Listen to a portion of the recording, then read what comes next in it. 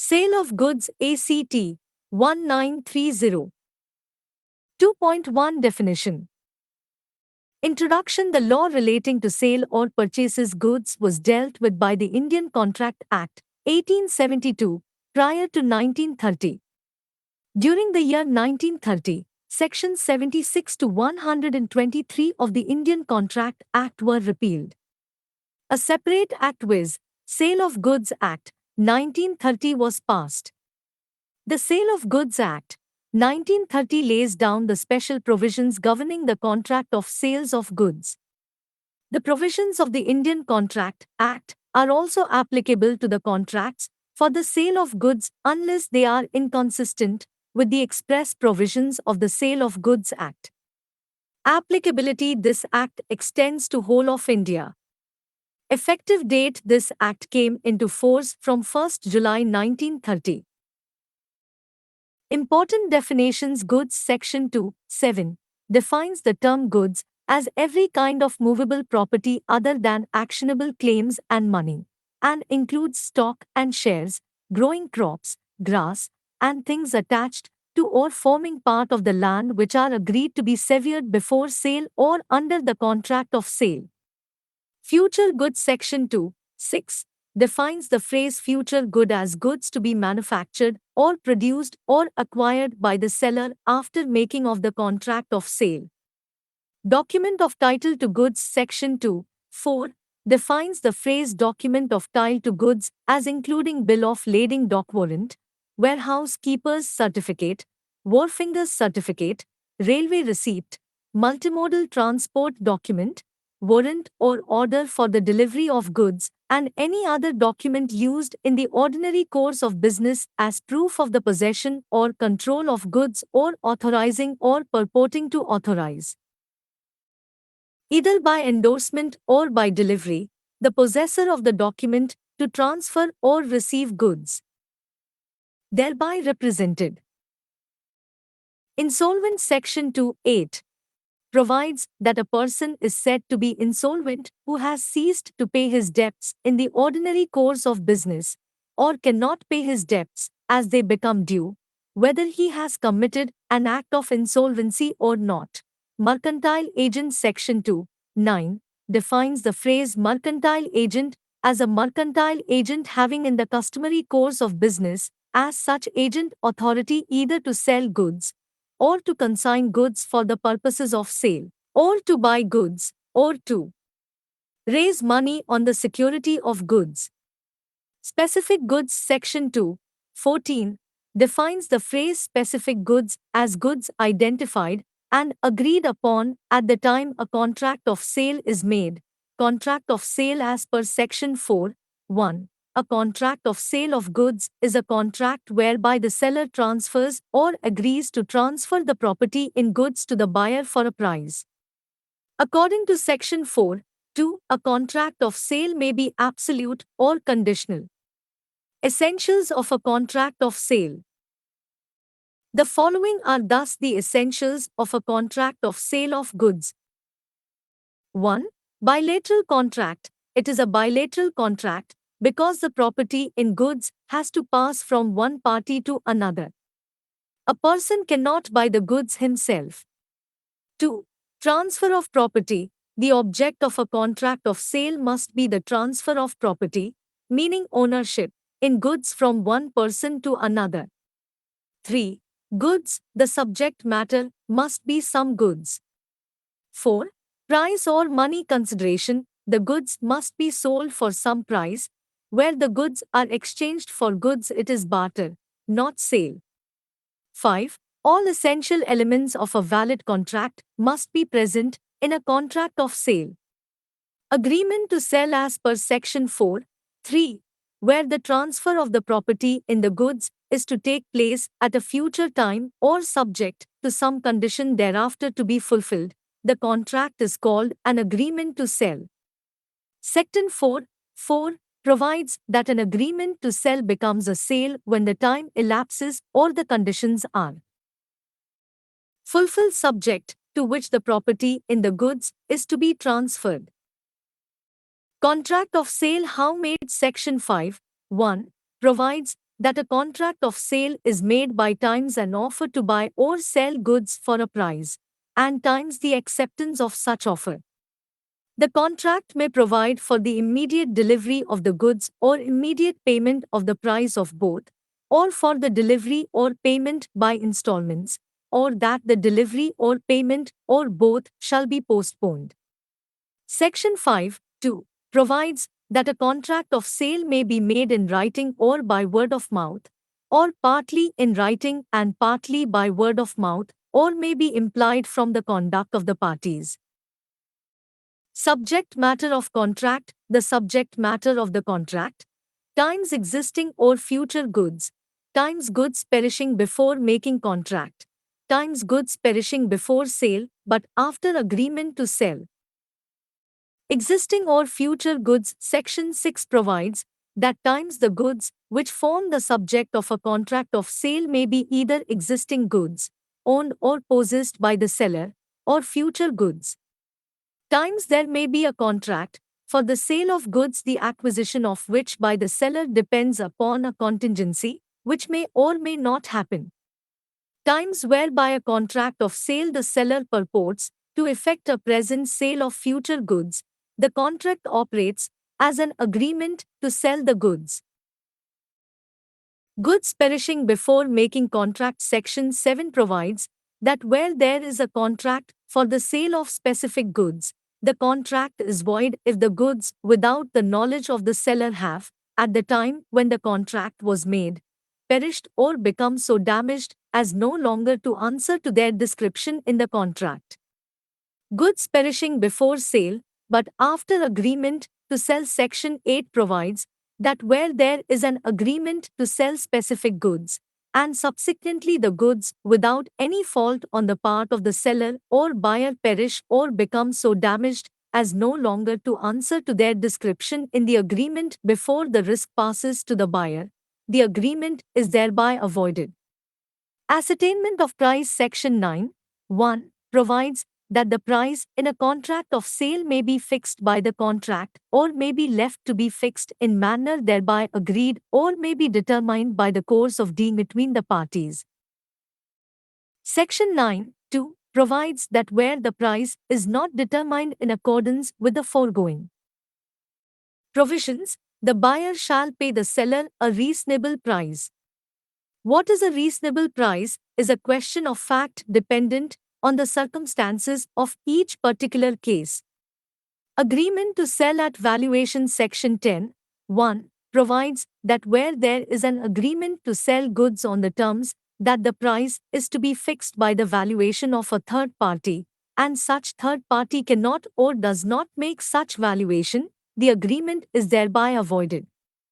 If the goods or any part thereof have been delivered to and appropriated by the buyer, he shall pay a reasonable price therefor. Section 10(2) provides that where such third party is prevented from making the valuation by the fault of the seller or buyer, the party not in fault may maintain a suit for damages against the party in fault. Stipulations to time, Section 11 provides that unless a different intention appears from the terms of the contract, stipulations as to time of payment are not deemed to be of the essence of a contract of sale. Whether any other stipulation as to time is of the essence of the contract or not depends on the terms of the contract. Difference between contract of sale and agreement to sell. Basis: contract of sale, agreement to sell. Transfer of property: the property of the goods passes from the buyer to the seller.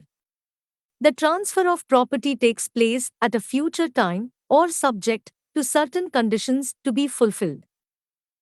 Type of contract: it is an executed contract. It is an executory contract. Type of goods: sales takes place only for existing and specific goods. Future and contingent goods. Risk of loss: if the goods are destroyed, the loss falls on the buyer despite the goods are in the possession of the seller. If the goods are destroyed, the loss falls on the seller despite the goods are in the possession of the buyer. Breach of contract: the seller can sue the buyer for price, and for damages in case of breach by the buyer. The seller can sue for damages only in case of breach by the buyer. General and particular property, it gives buyer to enjoy the goods as against the world at large including the seller. It gives a right to the buyer against the seller to sue for damages. Insolvency of the buyer in the absence of lien over the goods, the seller is to return the goods to the official receiver or assignee. He is entitled to get the dividend declared by the official receiver, which will be at the reduced rate. The seller is not bound to part with the goods until the price is paid to him. Insolvency of the seller, the buyer, becoming the owner, is entitled to recover the same from the official receiver or assignee. The buyer cannot claim the goods, but the dividend declared by the official receiver or assignee. 2.2 Transfer of ownership. Transfer of ownership. The sections 18 to 25 of the Sale of Goods Act determine when the property passes from the seller to the buyer. Rules for ascertaining passing of property. The provisions are discussed hereunder. A. Goods must be ascertained. Section 18. As per Section 18, in a contract for sale of unascertained goods, the property in the goods does not pass to the buyer unless and until the goods are ascertained. B. Intention of the parties for such transfer. Section 19. As per Section 19, 1. In a contract for the sale of specific or ascertained goods, the property in them is transferred to the buyer at such time as the parties to the contract intended to be transferred. Section 19, 2, provides that the intention of the parties is ascertained from the terms of the contract, the conduct of the parties, and the circumstances of the case. When intention of the parties cannot be ascertained, rules contained in Section 20 to 24 are required to be applied for ascertaining the time of transfer of property, and the same are discussed hereunder. I. Specific goods. Sections 20 to 22. A. Specific goods in a deliverable state. Section 20. In an unconditional contract for the sale of specific goods in a deliverable state, the property in the goods passes to the buyer when the contract is made, and it is immaterial whether the time of payment of the price or the time of delivery of the goods, or both, is postponed. Section 20. Goods are said to be in deliverable state when they are in such a state that the buyer would under the contract is bound to take delivery thereof. B. Specific goods to be put into a deliverable state. Section 21.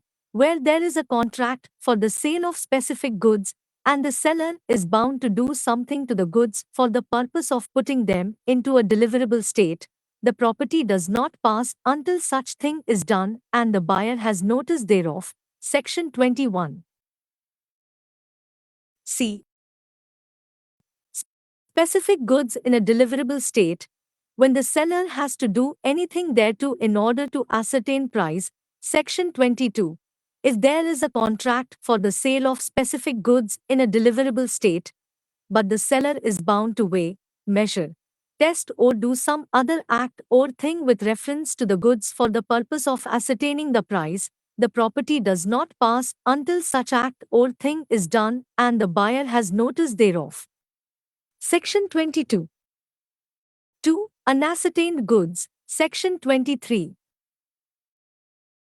A. Where there is a contract for the sale of unascertained or future goods by description, and goods of that description, and in a deliverable state, are unconditionally appropriated to the contract, either by the seller with the assent of the buyer or by the buyer with the assent of the seller, the property in the goods thereupon passes to the buyer.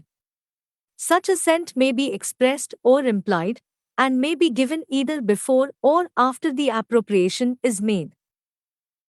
B. Delivery to carrier, where, in pursuance of the contract, the seller delivers the goods to the buyer or to a carrier or other belly for the purpose of transmission to the buyer, and does not reserve the right of disposal, he is deemed to have unconditionally appropriated the goods for the purpose of the contract. 3. Goods on approval or on sale or return. Section 24. In order to push up the sales, generally there is a practice of sending goods to the customer with a clear-cut understanding that he has option to approve or return the goods within a given period. This type of sales is known as approval or sale or return. In such cases, the transaction does not culminate into sale until the goods are approved by the customer and the property in goods still remains with the seller. When goods are delivered to the buyer on approval or on sale or return or other similar terms, the property therein passes to the buyer.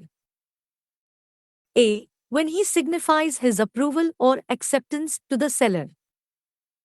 B. When he does any other act adopting the transaction.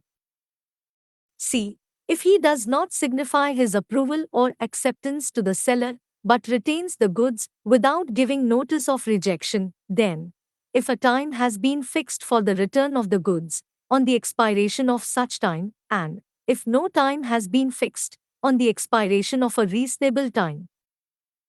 Reservation of right of disposal, Section 25. Section 25, 1. Where there is a contract for the sale of specific goods or where goods are subsequently appropriated to the contract, the seller may, by the terms of the contract or appropriation, reserve the right of disposal of the goods until certain conditions are fulfilled. In such case, notwithstanding the delivery of the goods to a buyer, or to a carrier or other belly for the purpose of transmission to the buyer, the property in the goods does not pass to the buyer until the conditions imposed by the seller are fulfilled. Section 25, 2. Where goods are shipped or delivered to a railway administration for carriage by railway and by the bill of lading or railway receipt, as the case may be, the goods are deliverable to the order of the seller or his agent. The seller is prima facie deemed to reserve the right of disposal. Section 25, 3. Where the seller of goods draws on the buyer for the price and transmits to the buyer the bill of exchange together with the bill of lading or, as the case may be, the railway receipt, to secure acceptance to payment of the bill of exchange, the buyer is bound to return the bill of lading or the railway receipt if he does not honor the bill of exchange, and, if he wrongfully retains the bill of lading or the railway receipt, the property in the goods does not pass to him. Effect of destruction of goods. As per Section 26 of the Act, unless otherwise agreed, the goods remains at the seller's risk until the property therein is transferred to the buyer. But when the property in goods is transferred to the buyer, the goods are at the risk of the buyer whether delivery of the goods has been made or not. Thus, risk prima facie passes with property unless otherwise is agreed by the parties. In other words, the parties may in the contract have different stipulation as to time of passing of risk irrespective of what is provided in Section 26 of the Act. Risk prima facie passes with property exceptions. The rule regarding risk passes with the property enshrined in Section 26 is subject to the following exceptions. A. This rule of 26 will apply only if there is no agreement to the contrary. It is permissible for the parties to provide in the agreement that although the property does not pass, the risk passes, and they may fix the point of time when it is to pass. B. Where delivery has been delayed through the fault of either party, the buyer or the seller, the goods are at the risk of the party at fault as regards any loss which might not have been occurred but for such fault. The goods are at the risk of the party who is at fault in delay of delivery. C. If there is a custom in that particular trade that the risk does not pass with property, in such a case the risk will pass as per the custom.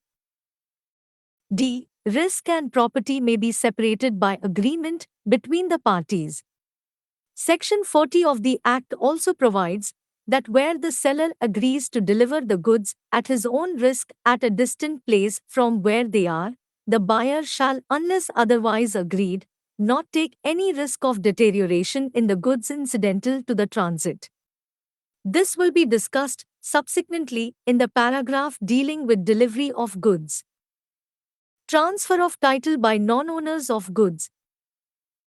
As per Section 27 of the Sale of Goods Act, where goods are sold by a person who is not the owner thereof and who does not sell them under the authority or with the consent of the owner, the buyer acquires no better title to the goods than the seller had, unless the owner of the goods is by conduct precluded from denying the seller's authority to sell. A buyer cannot get good title to the goods unless he purchased the goods from a person who is the owner thereof and sell them under the authority or with the consent of real owner. Nemo dat ki non have means that no one can give what he himself does not have. It means a non-owner cannot make valid transfer of property in goods. If the title of the seller is defective, the buyer's title will also be subject to same defect. If the seller has no title, the buyer does not acquire any title although he might have acted honestly and might have acquired the goods after due payment. This rule is to protect the real owner of the goods. Though this doctrine seeks to protect the interest of real owners, but in the interest of the trade and commerce, there must be some safeguard available to a person who acquired such goods in good faith for value. Accordingly, the Act provides the following exceptions to this doctrine, which seek to protect the interest of bona fide buyers. 1. Sale by a mercantile agent. If a mercantile agent is authorized by the owner of the goods to sell on his behalf, then such sale shall be valid. In such cases, the buyer can acquire a good title of the goods. This exception will be implemented subject to fulfillment of the following conditions. Times the person must be in possession of goods or documents of title to the goods in his capacity as a mercantile agent and with the consent of his owner. Times the person must sell the goods while acting in the ordinary course of business. Times the buyer must act in good faith without having any notice at the time of contract that the mercantile agent has no authority to sell the goods. 2. Transfer of title by estoppels. This exception is based on the principle of personal estoppels.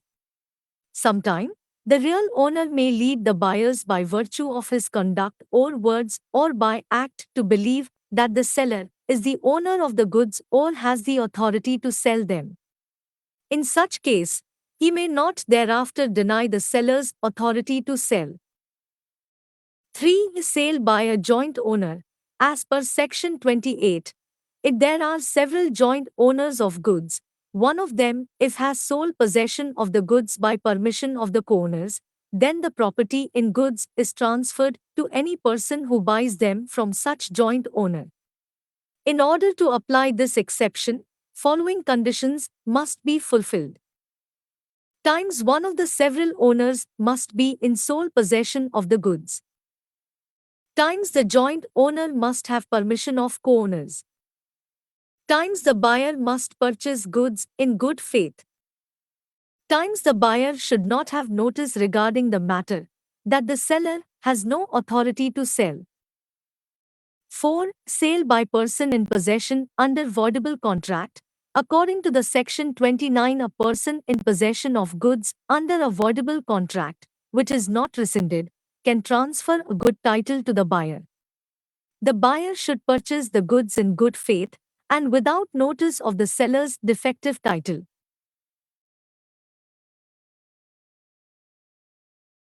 Five. Sale by seller in possession after sale. Under Section 30. 1.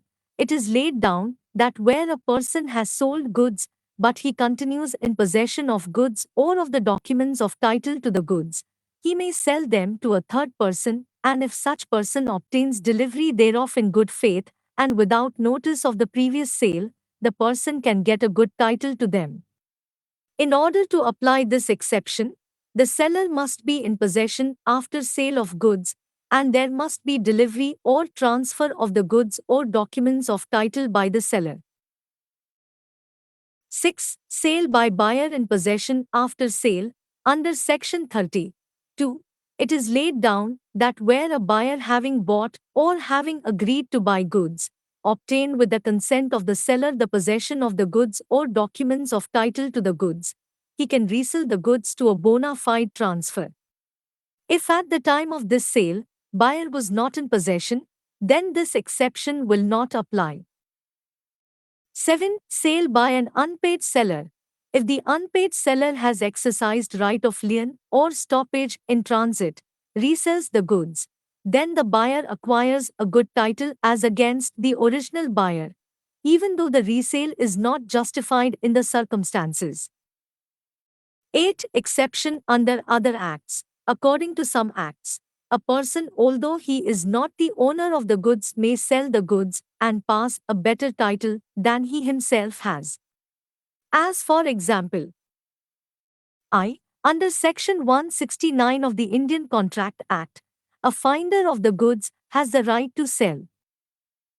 2. Under Section 176 of the Indian Contract Act, a pavni of goods has the right to sell the goods on subject to satisfying some conditions.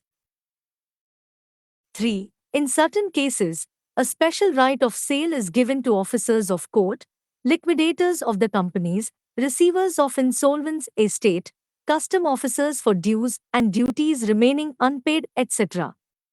4. A person who takes a negotiable instrument in good faith and for value becomes the true owner even if he takes it from a thief or finder. 2.3 Conditions and Warranties. Section 12(1) provides that a stipulation in a contract of sale with reference to goods which are the subject thereof may be a condition or a warranty. Condition. Section 12(2). A condition is a stipulation essential to the main purpose of the contract, the breach of which gives rise to a right to treat the contract as repudiated. A condition in a contract of sale of goods is of fundamental nature, for breach of which the buyer can repudiate the contract. Warranty. Section 12(3). A warranty is a stipulation collateral to the main purpose of the contract, the breach of which gives rise to a claim for damages but not to a right to reject the goods and treat the contract as repudiated. Whether a stipulation in a contract of sale is a condition or a warranty depends in each case on the construction of the contract. A stipulation may be a condition, though called a warranty in the contract.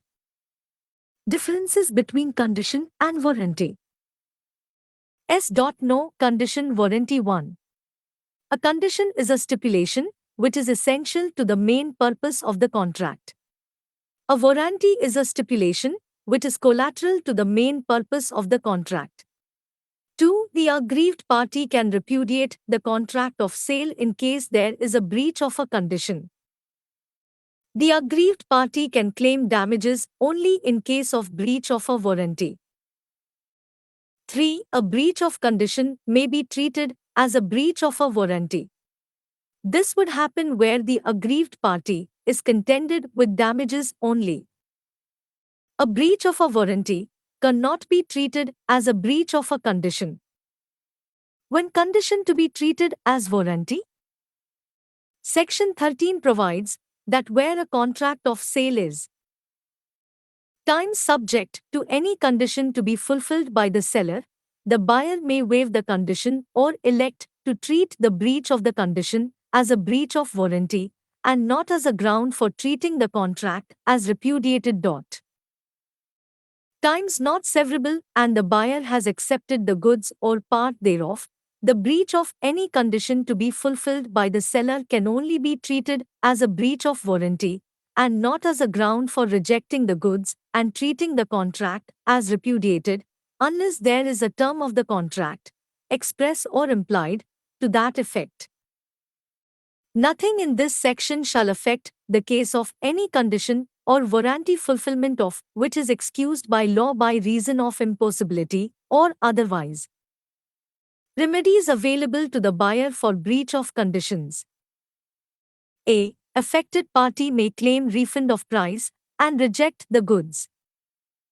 B. Elect to treat breach of condition as breach of warranty and claim damages or compensation.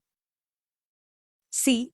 When the affected party treat breach of condition as breach of warranty, he cannot repudiate the contract but claim damages only. D. No remedy is available when the fulfillment of condition is excused by law by means of impossibility or otherwise. 13. 3. Consequences of breach of warranty. A. The breach of warranty gives right to a claim for damages, but not to reject the goods and treat the contract as repudiated. B. Buyer may sue for damages. C. No remedy is available if the fulfillment of warranty becomes impossible by law. Implied conditions are of the following types. I. Condition as to title, Section 14a. In a contract of sale, unless the circumstances of the contract are such as to show a different intention, there is times an implied condition on the part of the seller that, in the case of a sale, he has a right to sell the goods, and that, in the case of an agreement to sell, he will have a right to sell the goods at the time when the property is to pass. 2. Sale by description, Section 15. Where there is a contract for the sale of goods by description, there is an implied condition that the goods shall correspond with the description, and, if the sale is by sample as well as by description, it is not sufficient that the bulk of the goods corresponds with the sample if the goods do not also correspond with the description. Goods are sold by description when they are described in the contract, such as MP Atta, Dehradun rice, Kashmiri Rajamma, Amul butter, and the buyer contracted relying on such description of goods by the seller. 3. Condition as to quality or rightness, Section 16. As per Section 16 of the Sale of Goods Act, the buyer is supposed to satisfy himself about the quality of goods he purchased and is also charged with the responsibility of seeing that the goods suit the purpose for which they were purchased by him. Later on, if the goods does not turn out to be as per his purpose, the seller cannot be asked to compensate him. This is based on the famous doctrine of caveat emptor, which means let the buyer beware. However, there are some exceptions to this which are as under. A. Where the buyer, expressly or by implication, makes it known to the seller the particular purpose for which the goods are required, so as to show that the buyer relies on the seller's skill or judgment, and the goods are of a description which it is in the course of the seller's business to supply, whether he is the manufacturer or producer or not. There is an implied condition that the goods shall be reasonably be fit for such purpose. However, in the case of a contract for the sale of a specified article under its patent or other trade name, there are no implied conditions as to its fitness for any particular purpose. B. Where goods are bought by description from a seller who deals in goods of that description, whether he is the manufacturer or producer or not, there is an implied condition that the goods shall be of merchantable quality. However, if the buyer has examined the goods, there shall be no implied conditions as regards defects which such examination ought to have revealed. In order to apply the implied condition as to merchantability, the following requirements must be satisfied. I. The seller should be dealer in goods of that description. 2. The buyer must have not opportunity to examine the goods, or there must be some latent defect in the goods which would not be apparent on reasonable examination of the same. It may be noted the term merchantability has not been defined in the Act. As per English Sale of Goods Act, goods of any kind are merchantable quality if they are as fit for the purpose or purposes for which goods of that kind are commonly brought as it is reasonable to expect, having regard to any description applied to them, the price, and all other relevant circumstances. C. An implied warranty as to quality or fitness for a particular purpose may be annexed by the usage of trade. In some cases, the purpose for which the goods are required may be ascertained from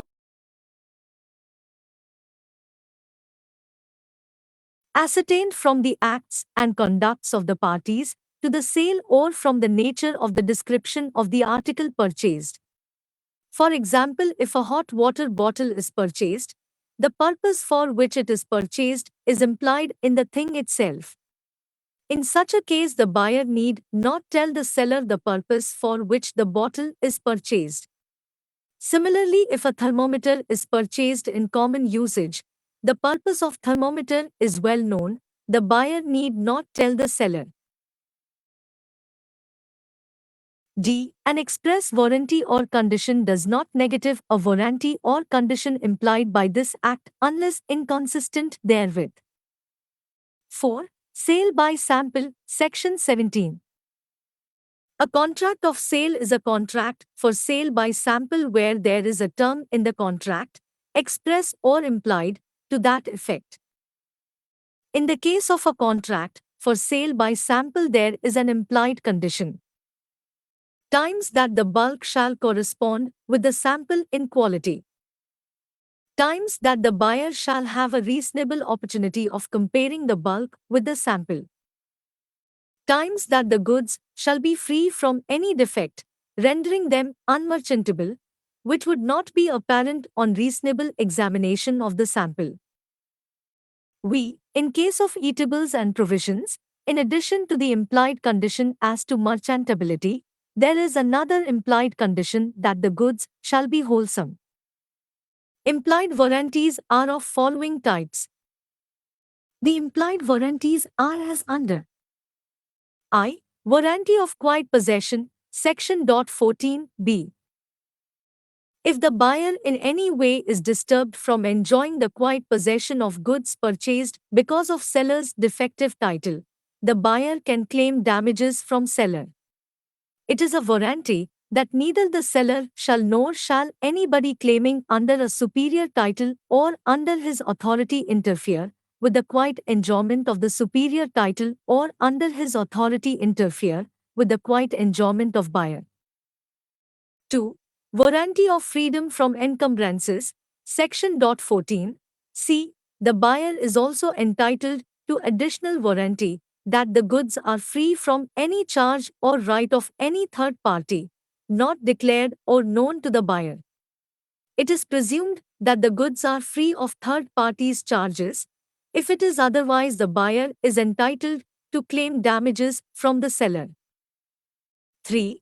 Warranty as to quality or fitness by usage of trade, an implied warranty as to quality or fitness for a particular purpose may be annexed by usage of trade. 4.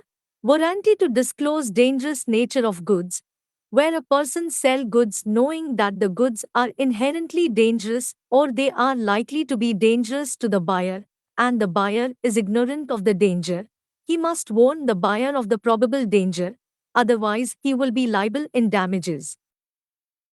Doctrine of caveat emptor. The term caveat emptor is a Latin word which means let the buyer beware. This principle states that it is for the buyer to satisfy himself that the goods which he is purchasing are of the quality which he requires. If he buys goods for a particular purpose, he must satisfy himself that they are fit for that purpose. The doctrine of caveat emptor is embodied in Section 16 of the Act, which states that subject to the provisions of this Act and of any other law for the time being in force, there is no implied warranty or condition as to the quality or fitness for any particular purpose of goods supplied under a contract of sale. In simple words, it is not the seller's duty to give to the buyer the goods which are fit for a suitable purpose of the buyer. If he makes a wrong selection, he cannot blame the seller if the goods turn out to be defective or do not serve his purpose. The principle was applied in the case of Ward v. Hobbs, 1878, 4 AC 13, where certain pigs were sold by auction and no warranty was given by seller. In respect of any fault or error of description, the buyer paid the price for healthy pigs. But they were ill and all but one died of typhoid fever. They also infected some of the buyer's own pigs. It was held that there was no implied condition or warranty that the pigs were of good health. It was the buyer's duty to satisfy himself regarding the health of the pigs. Exceptions. Section 16 lays down the following exceptions to the doctrine of caveat emptor. 1. Where the seller makes a false representation and the buyer relies on it. 2. When the seller actively conceals a defect in the goods which is not visible on a reasonable examination of the same.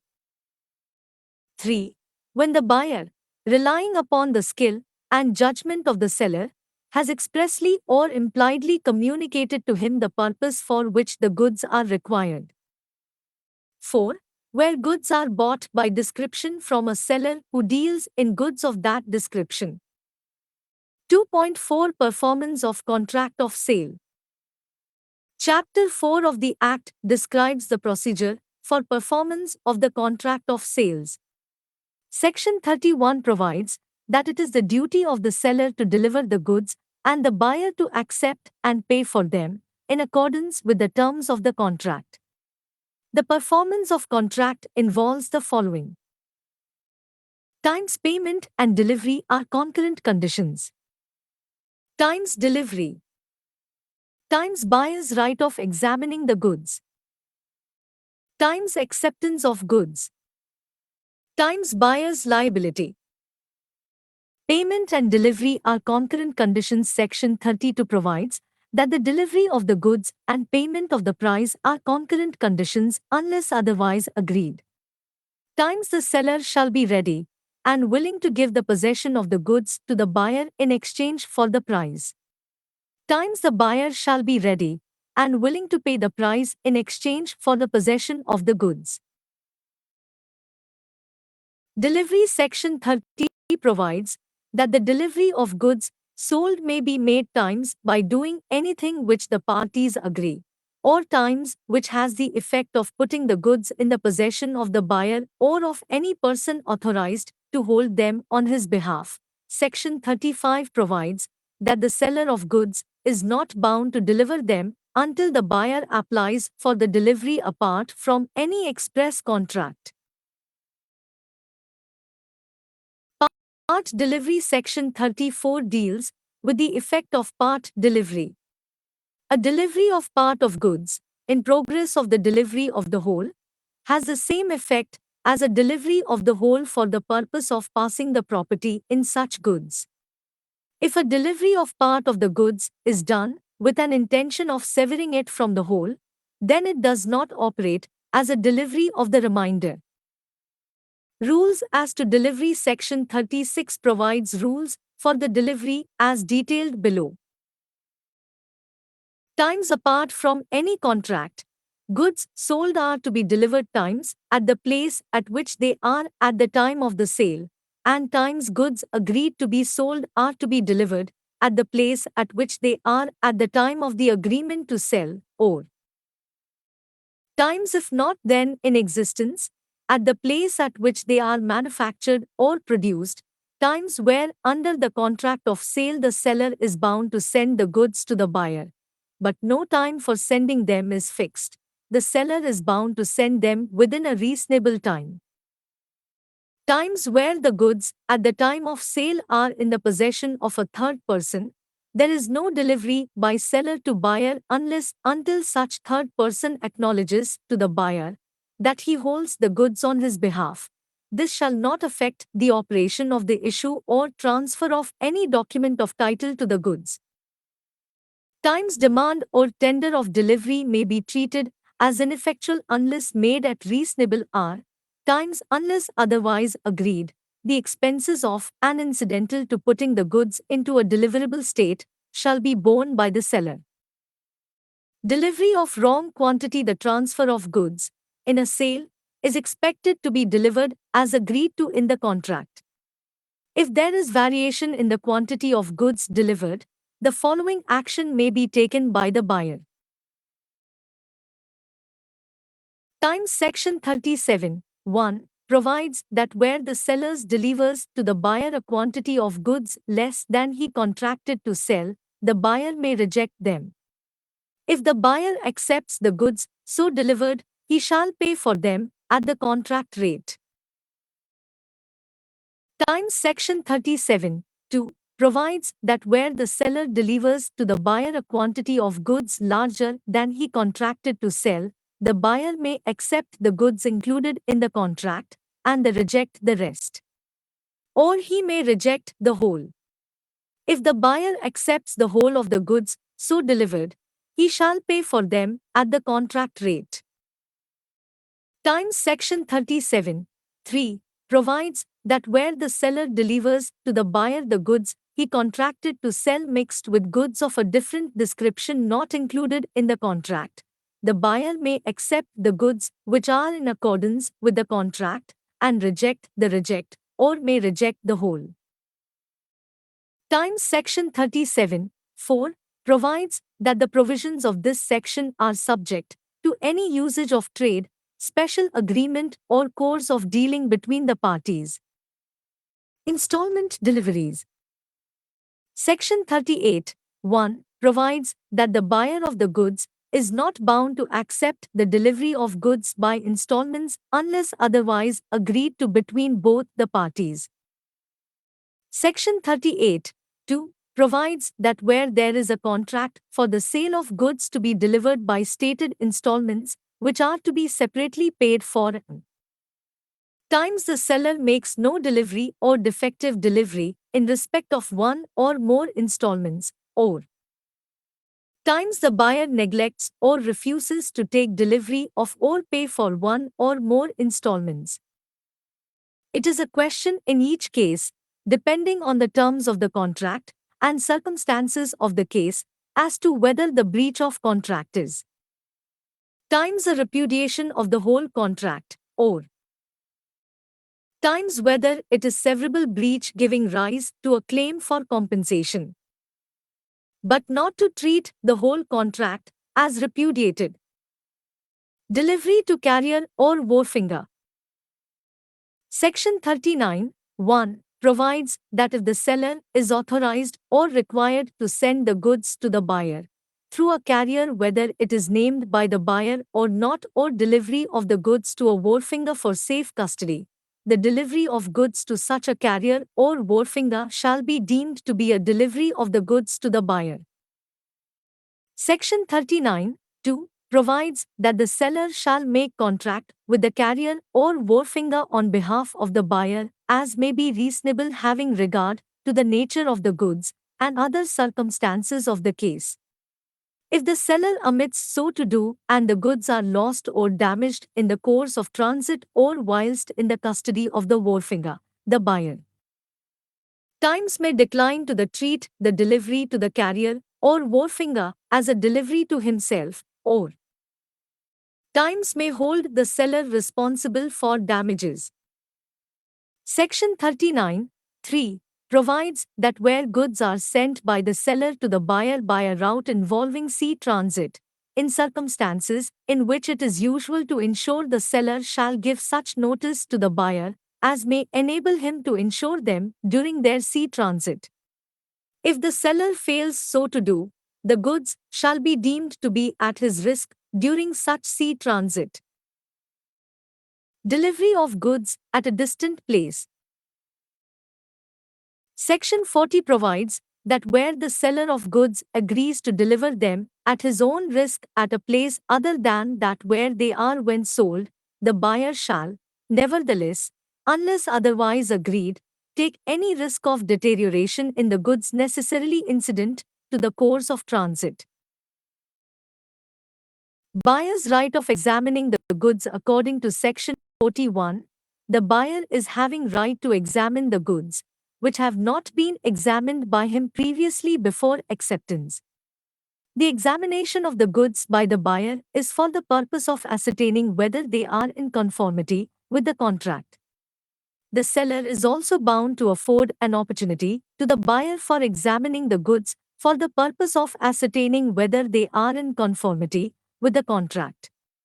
Acceptance Section 42 provides that the buyer is deemed to have accepted the goods. Times when he intimates to the seller that he has accepted them, or times when the goods have been delivered to him and he does any act in relation to them which is inconsistent with the ownership of the seller, or times when, after the lapse of a reasonable time, he retains the goods without intimating to the seller that he has rejected them. Return of rejected goods Section 43 provides that where goods are delivered to the buyer and he refuses to accept them, the buyer is not bound to return them to the seller. It is sufficient if he intimates to the seller that he refuses to accept them. Liability of the buyer Section 44 provides that where the seller is ready and willing to deliver the goods and requests the buyer to take delivery, and the buyer does not within a reasonable time take delivery of the goods, he is liable to the seller any loss occasioned by neglect or refusal to take delivery, and also for a reasonable charge for the care and custody of the goods. The rights of the seller shall not be affected by this section where the neglect or refusal of the buyer to take delivery amounts to a repudiation of the contract. 2.5 Rights of an unpaid vendor. Unpaid seller according to Section 45, 1. The seller of the goods is deemed to be unpaid seller within the meaning of this Act. Times when the whole of the price has not been paid or tendered.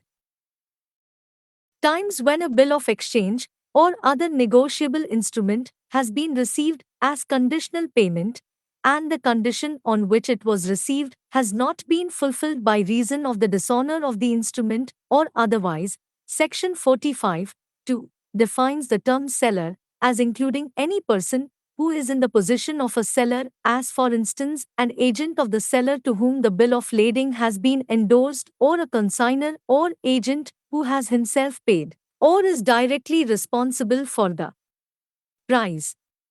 Rights of an unpaid seller against the goods according to Section 46. An unpaid seller's right against the goods are a. A lien or right of retention, b. The right of stoppage in transit, c. The right of resale, d. The right to withhold delivery. A. Right of lien, Sections 47 to 49 and 54. An unpaid seller who is in possession of goods sold may exercise his lien on the goods, i.e., keep the goods in his possession and refuse to deliver them to the buyer until the payment or tender of the price in cases where I. The goods have been sold without any stipulation as to credit, or 2. The goods have been sold on credit, but the term of credit has expired, or 3. The buyer becomes insolvent.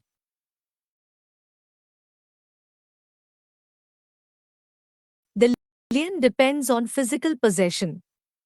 The seller's lien is possessory lien, so that it can be exercised only so long as the seller is in possession of the goods. It can only be exercised for the non-payment of the price and not for any other charges. A lien is lost, I, when the seller delivers the goods to a carrier or other belly for the purpose of transmission to the buyer, without reserving the right of disposal of the goods. 2. When the buyer or his agent lawfully obtains possession of the goods. 3. By waiver of his lien by the unpaid seller. B. Stoppage in transit. Sections 50 to 52. The right of stoppage in transit is a right of stopping the goods while they are in transit, resuming possession of them, and retaining possession until payment or tender of the price. The right to stop goods is available to an unpaid seller, I, when the buyer becomes insolvent, and 2, the goods are in transit. The buyer is insolvent if he has ceased to pay his debts in the ordinary course of business or cannot pay his debts as they become due.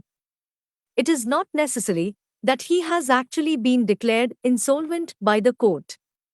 The goods are in transit from the time they are delivered to a carrier or other belly like a wharfinger or warehouse keeper for the purpose of transmission to the buyer and until the buyer takes delivery of them. The transit comes to an end in the following cases. I. If the buyer obtains delivery before the arrival of the goods at their destination. 2. If, after the arrival of the goods at their destination, the carrier acknowledges to the buyer that he holds the goods on his behalf, even if further destination of the goods is indicated by the buyer. 3. If the carrier wrongfully refuses to deliver the goods to the buyer. If the goods are rejected by the buyer and the carrier or other belly holds them, the transit will be deemed to continue even if the seller has refused to receive them back. The right to stop in transit may be exercised by the unpaid seller either by taking actual possession of the goods or by giving notice of the seller's claim to the carrier or other person having control of the goods. On notice being given to the carrier, he must redeliver the goods to the seller, who must pay the expenses of the redelivery. The seller's right of lien or stoppage in transit is not affected by any sale on the part of the buyer unless the seller has assented to it. A transfer, however, of the bill of lading or other document of seller to a bona fide purchaser for value is valid against the seller's right. C. Right of resale. Section 54. The unpaid seller may resell I. Where the goods are perishable. 2. Where the right is expressly reserved in the contract. 3. Where in exercise of right of lien or stoppage in transit, the seller gives notice to the buyer of his intention to resell, and the buyer does not pay or tender the price within a reasonable time. If on a resale, there is a deficiency between the price due and amount realized, he is entitled to recover it from the buyer. If there is a surplus, he can keep it. He will not have these rights if he has not given any notice, and he will have to pay the buyer profit, if any, on the resale. D. Rights to withhold delivery. If the property in the goods has passed, the unpaid seller has right as described above. If, however, the property has not passed, the unpaid seller has a right of withholding delivery similar to and coextensive with his rights of lien and stoppage in transit. Rights of an unpaid seller against the buyer. An unpaid seller, in addition to his rights against the goods, has the following rights against the buyer personally. 1. Suit for price, section 55, where the property in goods has passed to the buyer, and the buyer wrongfully neglects or refuses to pay the price, the seller can sue the buyer for price. 2. Suit for damages for non-acceptance, section 56, where the buyer wrongfully neglects or refuses to accept and pay for the goods, the seller can sue him for damages for non-acceptance of the goods. 3. Suit for repudiation, where the buyer repudiates the contract before the date of delivery. The seller may wait till the date of delivery or may treat the contract as cancelled and sue for damages for breach. 4. Suit for interest, section 61, where there is specific agreement between the seller and the buyer regarding interest on the price of goods. The seller may claim it from the date when payment becomes due. If there is no specific agreement, The interest is payable from the date notified by the seller to the buyer. Buyer's remedies against seller for breach of contract. A buyer also has certain remedies against the seller who commits a breach. These are 1. Suit for damages for non-delivery. Section 57. When the seller wrongfully neglects or refuses to deliver the goods to the buyer may sue the seller for damages for non-delivery. This is in addition to the buyer's right to recover the price, if already paid, in case of non-delivery. 2. Suit for price where the buyer has paid the price and the goods are not delivered to him, he can recover the amount paid. 3. Suit for specific performance. Section 58. When the goods are specific or ascertained, a buyer may sue the seller for specific performance of the contract and compel him to deliver the same goods. The court orders for specific performance only when the goods are specific or ascertained, and an order for damages would not be an adequate remedy. Specific performance is generally allowed where the goods are of special significance or value, e.g., a rare painting, a unique piece of jewelry, etc. 4. Suit for breach of warranty. Section 59. Where there is a breach of warranty by the seller, or where the buyer elects or is compelled to treat the breach of condition as breach of warranty, the buyer cannot reject the goods. The buyer may